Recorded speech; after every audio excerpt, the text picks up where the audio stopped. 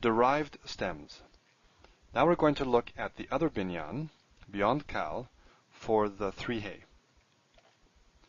So for these derived binyan or binyanim or stems, the nifal through the hofal, what happens is we apply to those stems the same rules as we did for the kal, or almost the same. Rules 1 and 2 are the same, so let's review what they are. Rules 1 and 2 say that if there are no suffixes, that's rule 1, then what you do is you have a vowel of some sort, different vowels, but some vowel, with hey, where hey is a mater. Okay, so kamet hey in the perfect, segol hey for the imperfect, tsere hey for the imperative, segol hey for the participle, etc. Holem hey for the absolute, the infinitive absolute. Forms that have vocalic suffixes, the hey drops. You add the vocalic suffix and the hey drops completely. So these two rules will apply through all these binyanim. So that's really nice. Same rules. Rule 3 is almost the same, except sometimes you'll have tsere yud instead of hidik yud before the ending. So let's review rule 3. Rule 3 says that when you add consonantal suffixes, what happens is instead of the hey either being there with a vowel or dropping, you get the yud. Okay, this is the yud that these things originally came from, the third yud. Three hays are originally third yuds, most of them. So the yud appears, it's quiescent, meaning it's functioning as a vowel, and you've got some sort of vowel here. Now, I didn't even put in the rule here what the vowels are. The difference between the rules for kal and the rules for these other stems is simply that sometimes you have a tsere yud instead of a hidik yud. So what you'll get, V stands for vowel here, sometimes you'll get tsere yud instead of hidik yud, which is what you'd have in the kal. So a very, very minor change. And a change or a feature that isn't even embedded in this rule as I have it. I have it fairly simply stated here. Simply that you'll see the quiescent yud. The participle is something, if you take a look at your chart, go to the third hay page, at the back of Ross, or any other chart that you have, page 552 at the back of Ross. If you take a look at the participle, passive participle, and you run your eye along, you'll see that for the kal, you have this yud showing up. Remember we looked at that? So you see the yud, it's galui in the kal. But in all the other forms you see segol hey, just like you do in the active. So it's only in the kal that you have a different passive participle. In all the other binyanim, it's normal. It's as you would expect with the segol hey. And with respect to the infinitive construct, remember what you get there. You get this ot thing. You have an ot ending on the infinitive construct for kal. This carries on through all the binyan. Okay, all the binyanim. So ot is an important marker. You see that and you think, okay, I've got a three hay infinitive construct. Especially, well, you could have a participle, right? It could be feminine plural participle, but if that's the case, you'd have a comments here. So for the infinitive construct, you won't have a comments there. You'll have, I'm just looking at the list, you'll have everything but. In the Hofal, you'll have what looks like a comments, but it's a comments hatuf.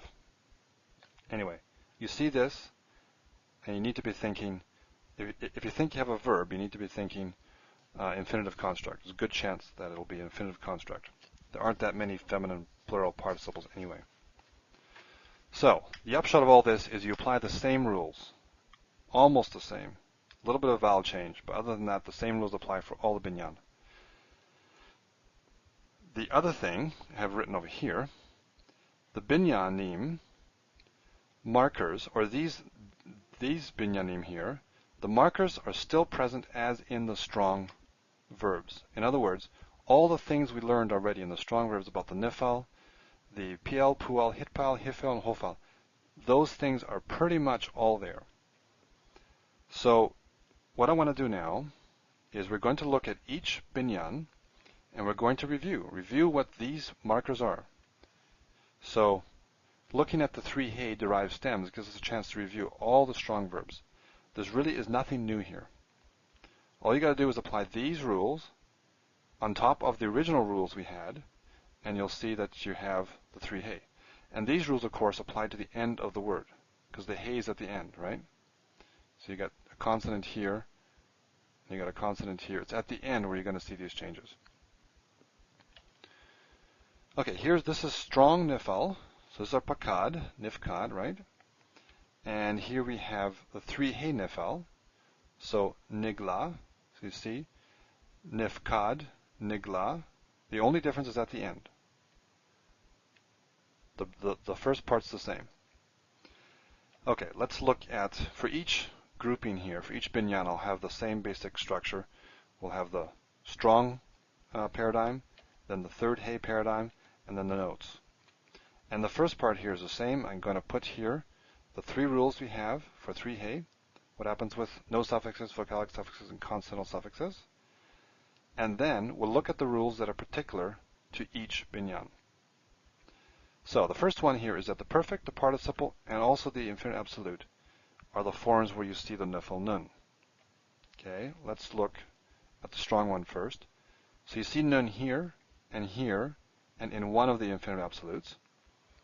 In these other forms, it's all the nifal nun has assimilated, right? Because you have your prefix. Same thing with the three hey. You see the nifal nun in the perfect, in the participle, and as it turns out, the only form that you have for the infinite absolute in the three hey also has this nun, just like this one here.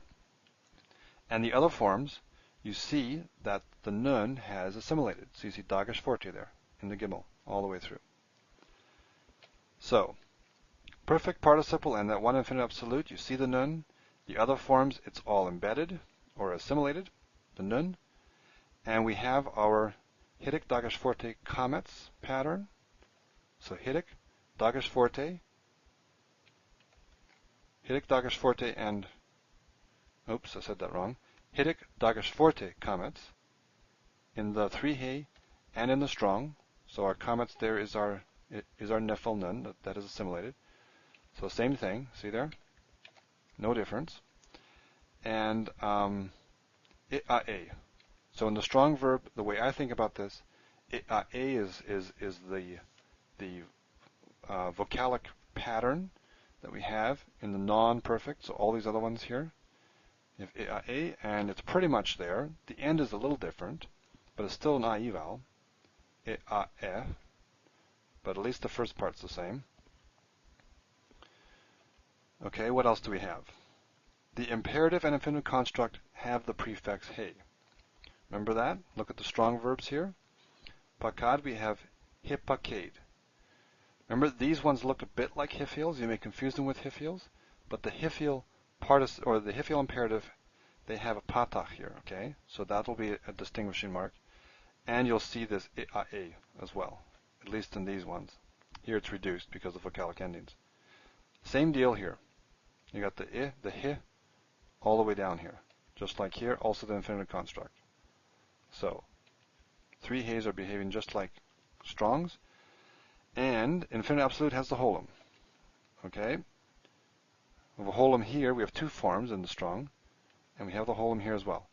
So, three hey nifals really have all the same behavior. They lose a little bit here with a segol at the end rather than the a, but whatever. Other than that, they're really the same all the way down. So, they're easy to recognize. Piel. What about Piel? Well, the main marker of the Piel, of course, is the doubling of the second radical. So we see a dagesh forte in the kof all the way through. And in the Piels, or three hey Piel, we see the same thing in the lamed. See that there? Doubles there. Now, over here, these are the shortened forms. The hey is dropped. You can't have a dagesh forte in the last letter of a word in Hebrew, and so there is no dagesh forte there. That's the only reason. If you compare the strong, you don't drop the last dalet. Dalet doesn't drop, so you still have that dagesh forte. But in the hey, it's going to disappear because it turns out to be the end of the word. Okay, so doubling of second radical. We have the hidik as a prefix vowel for the perfect. Here's the hidik. Here's the hidik. So pakade. We have gelah. Okay, the vowels will be different here because of the ending, but the first part's the same. What else do we have? Shava, for the imperfect, we have the shava as the prefix vowel. And this is the vocal shava, of course. So this is a big marker, right? The vocal shava is an indicator of the piel or pual. And in the 1CS, you can't have a vocal shava, so you have a compound shava. In the 3 vocal shavas, compound shava. Same deal.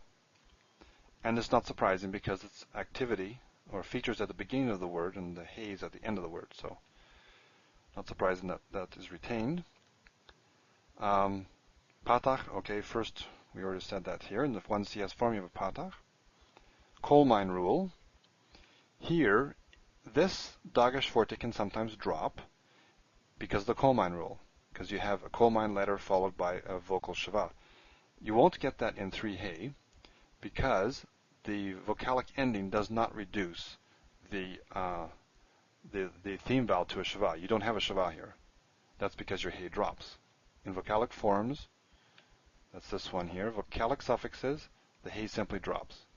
And so you end up not having any reduction there. So you don't have to worry about the coal mine rule. Patach. Imperatives have a patach at the beginning. That's a good marker. It'll tell you that you have a PL imperative that's still there in the third haze. Gale, pakade, gale. Okay? Very similar. And of course the main prefix in the participle. So, mifakade, migale. Same thing. So again, the PL, they're very regular. Pual, well, these are very similar to PLs. We have our second radical there. Second radical is doubled.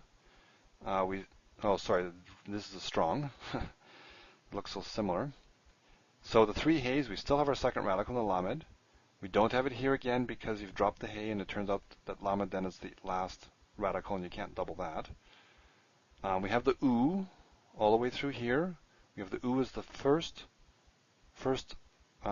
radical vowel, but we have the shava as the prefix vowel, and the compound shava here because of the aleph. This is all the same as the strong. See? Oo, compound shava, oo, vocal shava. Same deal. What else? We have our meme, just like we do there. Okay, infinitive construct is different because all the infinitive constructs for, in fact, I should have mentioned that on the PL as well, but all of them in the 3 hay have the ot ending. Okay, we have the holum for the infinitive absolute. We would expect that. So doubling of second radical, kibbutz is the prefix vowel. We have our vocal shava. Coal mine rule doesn't apply again, just like PL, because you don't end up having the theme vowel reduced. Kibbutz for the first root vowel. It's this one here. Okay, that's the same. No imperative in the passive. Well, we know that in the main prefix. So, Pual has all the same rules. Hitpael. Now, this one's easy to recognize, right? The big hit. Let's see what it looks like in the third hay. You still have it. The hit, the yit, the tit, the et, the nit, vayit, okay, mit, all the same. And we have doubling the second radical in the lamed there, just like we do here, doubling in the kof, doubling the second radical, the lamed. We don't have it here again because we dropped the hay. So this is behaving as per normal. We have the ot ending, we have the mit, the meme there, indicating a participle. What else? Doubling the second radical, we have all these big prefixes. Oh yes. One other thing here, if you look at the strong Hitpael, this one, I mentioned this before, Hitpael, Hitpael, Hitpael, Hitpael. They're all the same. The perfect 3ms, the imperative masculine singular, and both infinitives. So you have a lot of ambiguity there. In the 3 hay, some of that ambiguity disappears. Hit gale, imperative, and hit gale, infinitive absolute, are the same. But the infinitive construct has that ot ending, so that's different. It stands out. No confusion there. And because this is an ending with no no suffix, you end up with kamets hey, and kamets marks the perfect, right? That's this one here. So because of the three hey, you actually take away some ambiguity. It becomes a little bit more clear as to what form you're dealing with. So Hitpaels, same rules with less ambiguity. Hifal, what do we have with Hifal? Well, we have our hays over here. Remember that? We have divided up into two groups. These are the ones with hay, and then these are the ones where the hay dropped out. It doesn't assimilate like it does with Nifal. We don't have a dagesh here in the pay. Does that happen with three hay? Let's see. We have our hays, same group, right? Same group of red ones, and here it's dropped all the way through, right? Here we have the Hiddick. Here we have the Hiddick. In the Strongs we have the A vowel in the patach in all these forms. What happens here? Patach in all these forms. Okay, so all that's the same. There's a little bit of change. Remember that for most of your Hifals, it's the A prefix vowel plus I theme vowel that is your main marker of the Hifals on this side of the line, right? Over here you still have the I marker, but you don't have the A over here. But these ones you do. As you move into the three hey, because you have a hey at the end, your I vowel, it changes a bit. You still kind of have at least an E vowel, but it's not because it's a Hifal. It's simply because the three hays have segals in the imperfect. So other binyan will have this as well. So really you're left with the A marker. The I really doesn't help you here. The other thing I wanted to say is that over here, in the strong verb, we have the second person switch, right? Where the theme vowel changes from Hiddick Yud to Patach. Over here, we also, in the three hays, we have a second person switch where the theme vowel changes. Interestingly, it changes from, here in the strong, it changes from Hiddick Yud to Patach, from an I to an E vowel. Over here, you kind of have odd vowels. You have an A vowel here, and you kind of have an A vowel here with that odd tav, and down here it's reduced because you don't have because the hay drops completely. But you're moving from something like an A vowel to an IE vowel. Just the opposite. Here you're going IE to A, in three hay you're going A to IE, but you still have the second person switch. Okay. We still have our ot ending for the infinitive construct in the three hay. What else? Hay prefix. That's this here. All the red ones are the hay prefix, just like the Strongs. Hay is absent in all the green forms. We have A class plus I class. Sort of. The I class gets a bit distorted. And the second person switch. And here I'm just noting that the vowel switch is kind of opposite. We have IE going to A in the Strongs, and we have A going to IE in the three hay. So IE going to A and A going to IE. I put this in quotes because it's a little messy. Okay, so Hifal, the only thing here really is that you don't really have this. You got to rely just on the A and the hay prefix. But other than that, they're pretty much like the strong verbs. Strong verbs, again, with our three hay rules overlaid on top of it. Okay, this is a whirlwind tour or review. Lastly, we have the Hofal. So here's our strong Hofal. Remember, no imperative. We have our hay prefix in the perfect and in the infinitives. In the other forms that have their own prefix, the hay drops. This is all strong, okay? In the three hay, we have the same deal. We have the hay in the prefix, or in the perfect. And in the infinitives, it drops in these forms because these have prefixes. Same thing. These forms aren't attested, by the way, in Hofal. No imperative in either, of course, because it's passive. We have the maim. We have the maim there. One thing I'm just noticing now, the kamets marks the passive participle or the participle in the passive binyan, right? In the Nifal, the Pual, and the Hofal. In 3He, because of this difference at the end, we don't have that. So it's just F. One thing to note, again, don't memorize all this stuff. This is just going through for your information. Learn the principal parts, but don't worry about all these details. Just sort of absorb it here. But don't try to memorize it. I guess that's my point. What else? Well, let's see. Prefix he on the red forms, the perfect and the infinitives. It's these here. I said that. Same in both of them. The rest of them have he absent, and we have U class plus A class. Well, we have it here, U class. This is kametz hatuf, right? U or A, sorry. U class, hofkad, yofkad. In 3He we have hogla, yogle. The difference, the end is different. We don't have this. This part again is different, just like we had in the Hifal. The I class is different. Here the A class is different because the he is at the end. It's going to affect that vowel. We happen to have an A class vowel here, but that's just serendipitous. It's not because of the Hofal. It's just because of the he.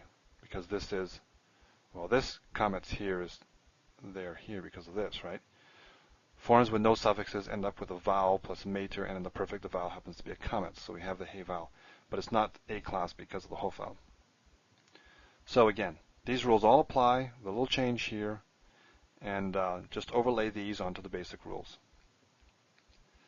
So there you have a review of the entire binyan system in the strong, and